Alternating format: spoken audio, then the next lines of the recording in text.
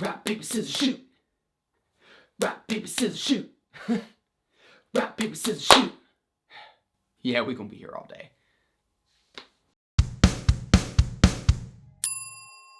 Hey friends, thanks for tuning in. My name is Sean Davis, and today we're gonna talk about duplicating or cloning yourself in Premiere Pro. And even though I'm using Premiere Pro, the process that we're gonna go through is probably very similar to any other recording software, so feel free to follow along anyways. And real quick, before we get started, again, my name is Sean Davis, and normally on this channel, I make short comedy style videos, but I use a lot of camera tricks and editing things like duplicating yourself in my videos, so I thought it would be cool to have a little section on my channel that talks about how I do some of the things that I do. So hopefully you enjoy, and feel free to check out some of those videos after this one. But you know what? Let's get into it. So before we actually jump into Premiere, let me tell you essentially what I did for the beginning sequence. First, I recorded myself over here, and then I recorded myself over here, and then in Premiere, that's when I'm gonna splice it together. But in order to make that successful, we have to do a couple things. One, we need to make sure that the camera is on a tripod and not moving between take one and take two. That is super important. Next, we need to make sure that we know what person A is saying to person B, like how they're interacting. You wanna make sure that you get that timing correct, because that's what's really gonna sell the effect. So how I did that, there's a bunch of different ways you can do that. You could just kind of go off a time in your head and memorize things. What I actually did is I used the voice memo app on my iPhone and recorded a scratch track to listen to in headphones. So what I did is I hit record, and then I did a countdown, 3, 2, 1, rock, paper, scissors, shoot, and rock, paper, scissors, shoot.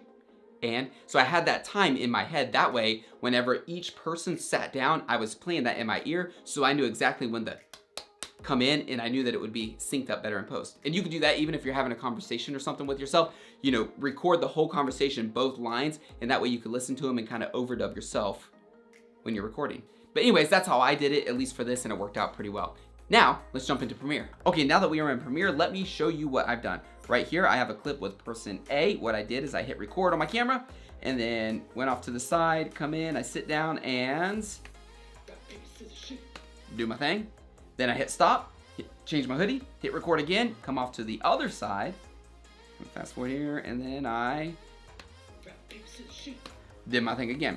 So I have two clips, and again, it's important to note that I have an earbud in my ear, so I'm playing that scratch track both times. That way I have a way to line myself up later. Now, let's line them up. So I'm gonna go back to my first guy right here in blue, and what I'm gonna do is I'm going to kind of fast forward, scrub through here right until I start saying rock the first time. Right there.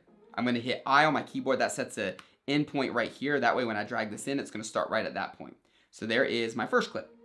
Now, I'm gonna do the same thing. I'm gonna double click on this one, and then drag right till I start saying rock.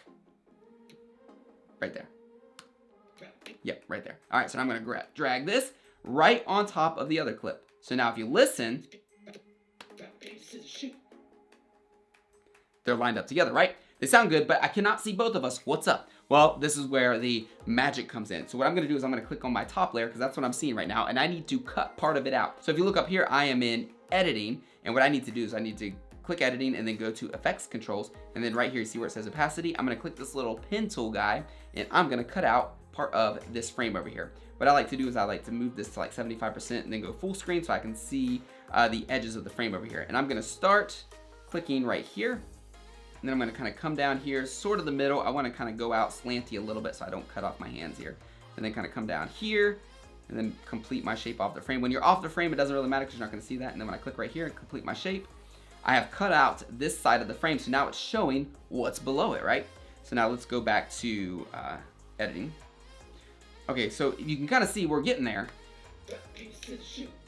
Looks pretty good. However, if you notice right here, some of the parts, after you make this cut, if you look carefully right here, you can kind of see a hard light line. Sometimes it's worse depending on the lighting. It doesn't look too bad, but it could be better. So what you do there, if you see like a hard line between your cuts, your two frames, what you can do is go back to the clip that you made the cut on and go back to the mask that you just created, and where it says feather is move that up a little bit, and you'll start seeing that kind of fade out. And there we go. That's looking pretty good. You don't want to do it too much because then it'll start eating into your characters over here. You want to do it just enough to where it kind of takes that hard line out, and I think we did it right here. I think this looks pretty good. Let's see. Yeah, not too bad. All right, and if you notice here, I pulled them in here so they're lined up together. But I think it was really cool when you see them come in and sit down together. I'm gonna highlight all these clips right here, and then I'm gonna pull them forward a little bit, and then I'm gonna drag them back just a little bit, like maybe right here. So that way, let's pull them back here at the beginning now. So that way,